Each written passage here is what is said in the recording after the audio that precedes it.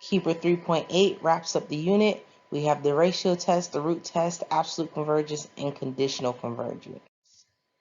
All right, so the first thing we want to talk about is one of my favorite tests. It's called the ratio test. And basically, with the ratio test, you're taking the ratio of the next term divided by the ratio of the current term, and you're determining what the limit of that is as n approaches infinity. If that limit is less than 1, then it converges absolutely, which we'll talk about that in a second, what it means to converge absolutely. But it does converge, and it converges absolutely. But if that limit is greater than 1, then it's going to diverge. If it equals 1, then your ratio test is inconclusive, and you'd have to use another test. All right, so example 1, it says, does it converge or diverge? And so we have this funky little fraction. And so I'm going to go ahead. I generally use ratio tests when I have fractions like this. And so what you do is you want to find the limit as n approaches infinity of the next term. And by the next term, all you're doing is replacing all of your n's with n plus 1. So I have 3 to the 1 minus 2. Instead of n, I have n plus 1 over n plus 1 squared over plus 1. Now, technically, we divide it by the actual term, but instead of dividing by, I'm going to go ahead and flip it and multiply by the reciprocal, which is generally what you do with the ratio test. So I'm going to multiply it by the reciprocal of the original function of n squared plus 1 over 3 to the n, or 3 to the 1 minus 2n. So once you have the ratio test set up, you're simply going to simplify it. So when I simplify the first piece, I have 3 to the negative 2n minus 1, all over the same denominator. And then the second piece I'm going to leave alone. All right, now to simplify this a little bit more, in the numerator of the first term, I have 3 to the negative 1 times 3 to the negative 2n, all over my denominator, times my numerator, over 3 to the 1 times 3 to the negative 2n. So I'm using my exponent rules to separate. All right, so now I notice that 3 to the negative 2n cancels out, and I'm left with 3 to the negative 1 on the top of the first piece and 3 to the 1 on the bottom of the second piece. Now, when I take this limit, what I notice is that my degree of my numerator is the same as the degree of the denominator. They're both n squareds. So all I need is the coefficients, which would be 3 to the negative 1 over 3 to the 1. All right, and so when I simplify this out, I get 1/9. And not only is it going to converge, it's going to converge absolutely.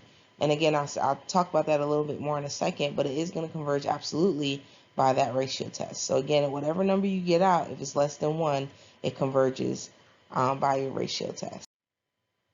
All right, so here's another example. This time we're dealing with factorials. If you remember, a factorial is just you're multiplying, counting down. So like 5 factorial will be 5 times 4 times 3 times 2 times 1. Or 10 factorial will be like 10 times 9 times 8 times 7 and so on, all the way down to 1.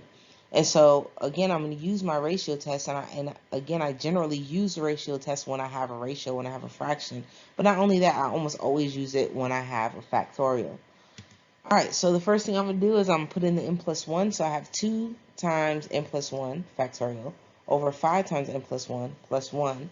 And then I'm going to multiply that by the reciprocal of the original. So I have 5 to the n plus 1 over 2n factorial. All right, so now I'm going to clean this up a little bit. So the top of my left piece, I'm going to have 2n plus 2 factorial over 5n plus 6 times 5n plus 1 over 2n factorial.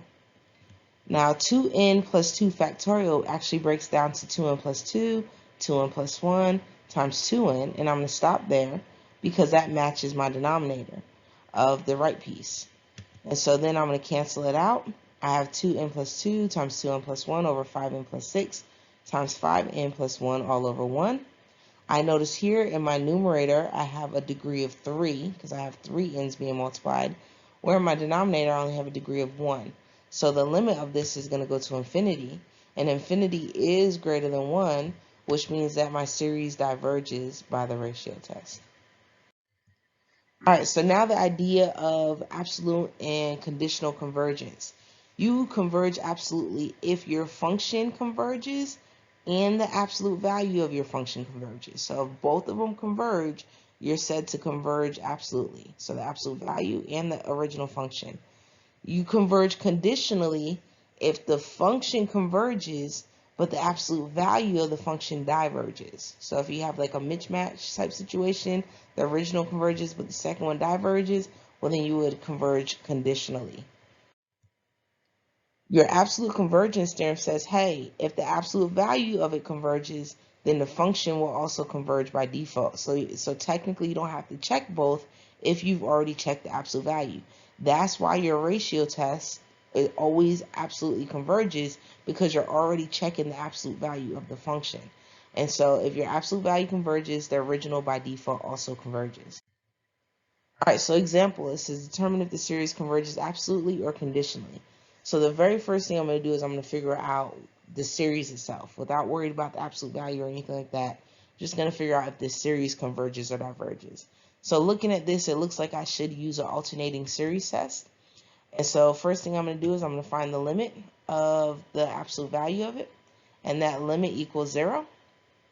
Then I need to show that it's decreasing, so I'm going to go ahead and use the derivative test, and I'm going to do quotient rule, low d high minus high d low over low low, which is a negative number. So since the limit equals 0 and the derivative is negative, so it's decreasing, I know that this series converges by the alternating series test. Now I need to determine whether or not it converges absolutely or conditionally. I know it converges, but is it convergent everywhere, like period? Is the absolute value of it converging? That's technically what I'm asking. Is the absolute value of this function also converging, or is the absolute value diverging? And so what I'm going to do is I'm going to rewrite my summation without that -1 to the n plus 1, without that piece being going back and forth between negative and positive. So in other words, I'm going to write it as the sum as at n equals 2 to infinity of 1 over n cubed plus 1. And I'm going to figure out whether this thing converges or diverges. So looking at this, it looks like, I don't know, maybe I should use like a comparison test. And so I'm going to compare it to 1 over n cubed, which I know converges by the p series, because p equals 3, which is greater than 1. Now I need to check to see that that my function is less than the function I'm comparing it to. So I know that n cubed plus 1 is greater than n cubed, but 1 over n cubed plus 1 therefore is less than 1 over n cubed. Since I'm less than a converge, I know that my series of 1 over n cubed plus 1 converges by the comparison test.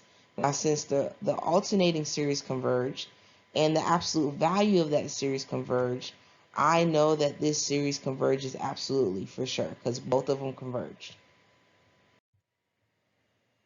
All right, so the next example, we're determining if it converges absolutely or conditionally. So again, I'm going to use my alternating series test to determine if it converges to begin with. So I'm going to find the limit of the function without the alternating piece, which is 0. And then I'm going to take the derivative of that, and I get -1 over 2n to the 3/2, which is a negative number. So I know it decreases. Therefore, I know since that limit equals 0 and the function decreases, I know that the series is convergent by the alternating series test. Now to determine absolute or conditional convergence, I need to take the absolute value of that function and find the sum of it. So I'm finding the sum as n goes from 2 to infinity of 1 over the square root of n. I know for sure that p in this case is 1/2, which is less than 1, which tells me that this series diverges by the b series test. Since the original one converged by the alternating series test, but the absolute value diverged, we say that this series converges conditionally. All right, so the very last test we need to learn for this unit is called the root test. And the root test is very similar to the ratio test in that if it does converge, it automatically converges absolutely. And then if it diverges, it just diverges, and it only diverges when it's greater than 1. So same thing here. If it's less than 1, it converges absolutely. If it's greater than 1, it diverges. If it equals 1, it's inconclusive and we can't use this test. All right, so this example says determine if it converges or diverges. Looking at this function, I see that it's raised to the n. So I know if I take the nth root of the function, I should be able to use my root test to determine convergence or divergence. So the first thing I'm going to do is I'm going to do the limit as n approaches infinity of the nth root of that function. the nth root of that function is going to cancel out that n in my exponent. So I'm really just going to have the limit as n approaches infinity of 3n plus 1 over 4 minus 2n squared. All right, now when I take the limit of that function, I'm going to be left with 9/4. 9/4 is greater than 1. So I know that this sequence diverges by the root test.